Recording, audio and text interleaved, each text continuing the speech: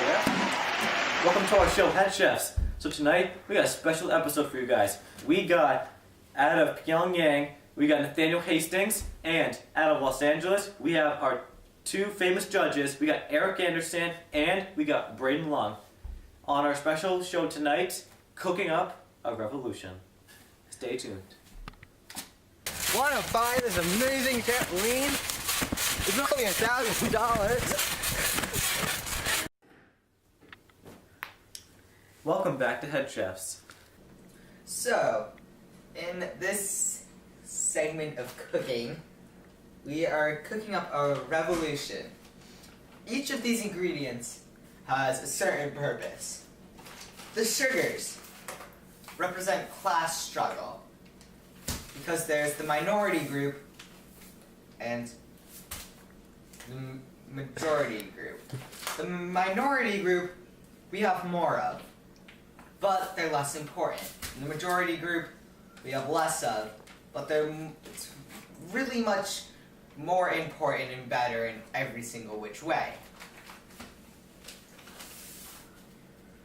We also have flour for hungry people. Every revolution, good revolutions, need hungry people. Not people wanting to change the government, just hungry people. And they wanted one thing, bread, which uses flour. There's also salt. We use very little salt because it represents the people in power. The people in power are like a monarch, which normally occurs before a revolution. The salt also, if there's too much, it can taste very bad, and yeah. There is also butter, which represents media, because the media can be slippery, but it can also be controlled. Also, there's vanilla, which represents the leaders of the revolution, because it can look good, it can smell fine, but then when you taste it, you want to throw it out. So on the front, it looks amazing, flour, with a flour on it. The leaders of the revolution, they look good, but when people start to know them, they tend out to be horrible people. Now, over here, we have eggs, which represent nationalists. Eggs, their nationalists can be very tricky to deal with because they love what they're doing, and sometimes can't be broken very easily. We have baking soda, which represents riots, because smaller riots, because it's needed, but some people don't notice it, like the government. And then finally, chocolate chips represent religious people. Religious people always have part in revolution, which they love it or they hate it. Some people love chocolate chips. Chocolate chips can kill things. There are several also types of revolutions, or of religious people. Like orange can be Christians, or there can be Muslims.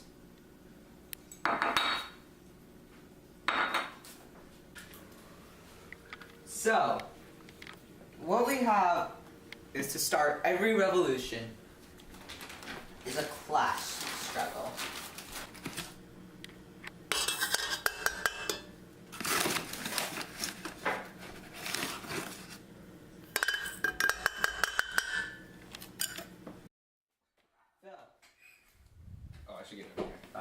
So, now, another ingredient we have is shortening, which is new ideas, like the idea of social mobility, which was not able to happen due to the class struggle.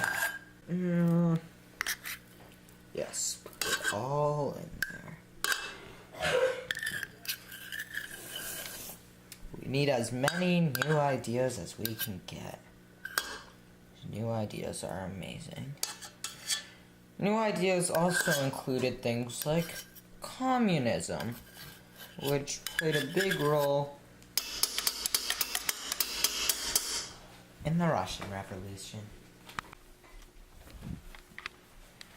So, now, out of the people comes the idea of nationalism, represented by an egg. See, they're hard to break, those dang nationalists.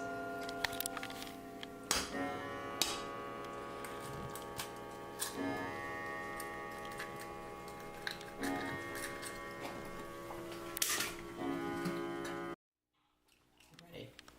So, out of nationalists, there comes a leader who can look great at the beginning, but when you get used to them, they're horrible. The leader plays a big role, but there's only one of them, so it's a small part of the revolution.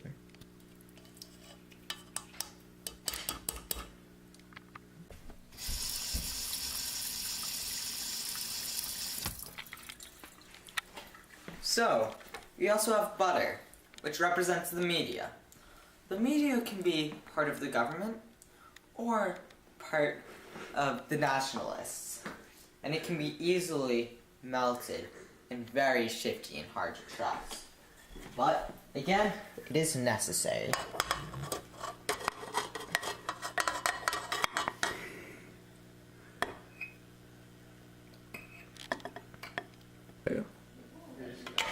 Now, all of these ingredients, these first ingredients, need to be mixed together very well.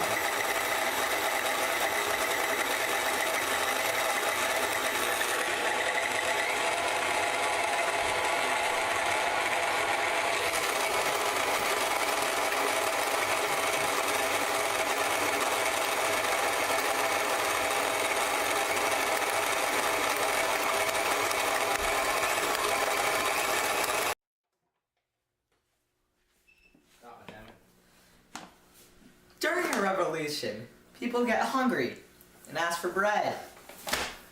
This might be because the leaders of the country took it away.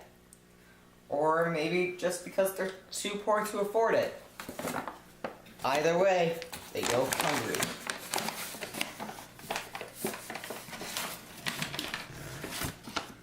And they want a lot of bread.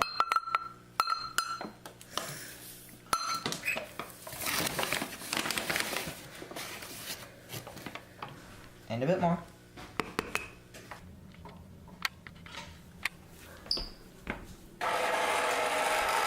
Now a revolution is getting tough, so it needs to keep on brewing. But we still need some more key ingredients, like baking soda, diets. The government thinks they're small, and the government puts them in a small place. But in real life, it has a big, big purpose.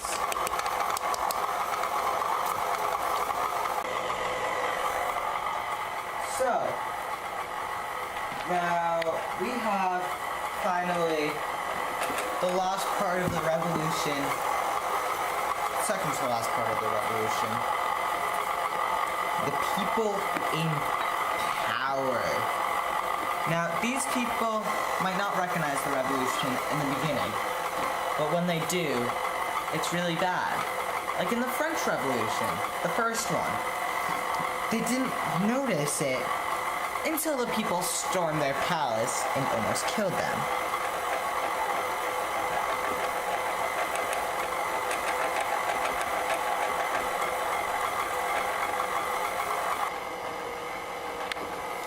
So now, a small factor, it's not necessary, but it happens. And it can be great. Religious people. In the Iranian Revolution, it was religious people that started it. And for them, they won. It was great. But also, they can end up not so well. Like, in the Russian Revolution, when Stalin decided to kill them all. I don't think they were happy. Or in the French Revolution, when the church was completely destroyed.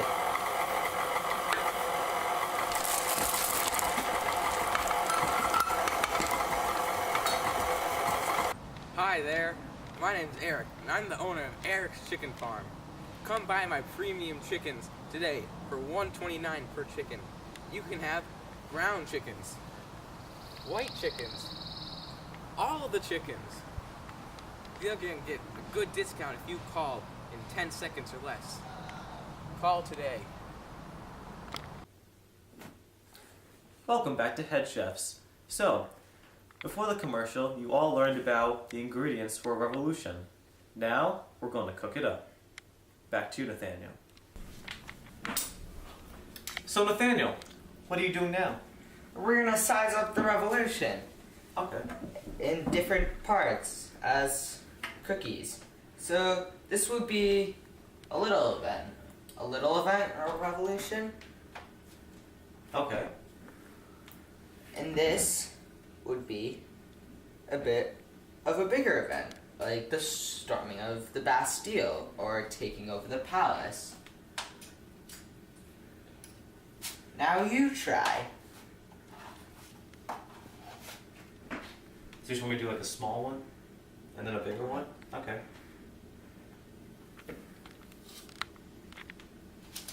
What's that represent? This would represent a small, like battle in a revolution. Oh, I'm good at this.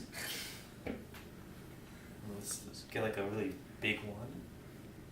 And so this would be like a really big event What's a big event? in the revolution. A big event would be when the people decide to do like a really major riot. Or like a hostage crisis. Or a hostage crisis like in Iran.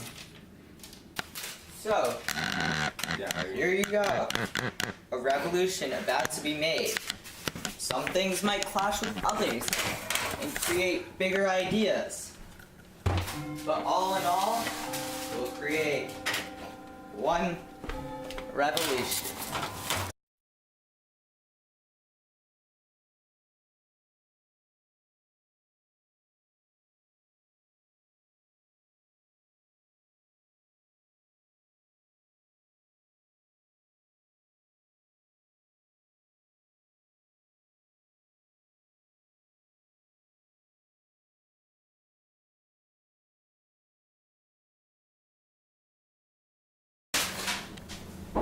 I'm not sure what to say. We have the judges here and the cookies. What do you guys think about these?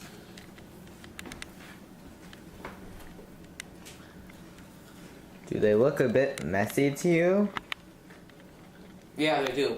I think it signifies how a revolution can be either successful or unsuccessful, depending on what goes into it and how it's made. Yeah, this obviously was an unsuccessful revolution. It's not even a whole cookie.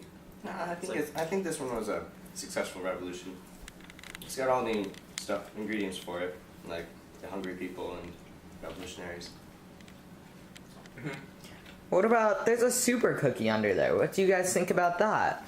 I think that represents large events in the revolution that can lead to a bigger power change, depending on what the event does, like storming the Bastille or the hostage crisis in Iran.